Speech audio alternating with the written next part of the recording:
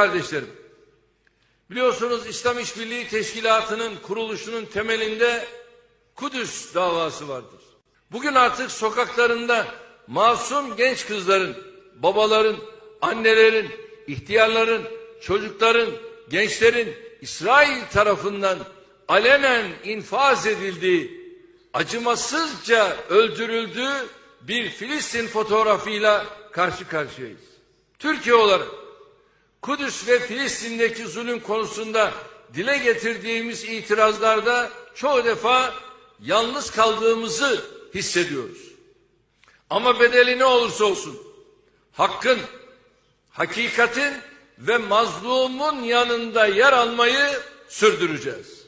Aynı şekilde Keşmir, Arakan ve Türkistan başta olmak üzere pek çok yerde Müslümanlar aleyhine gelişmeler yaşanıyor. Camilerimize saldırıyorlar mı? Saldırıyorlar. Müslümanlar görüldüğü yerde öldürülüyor mu?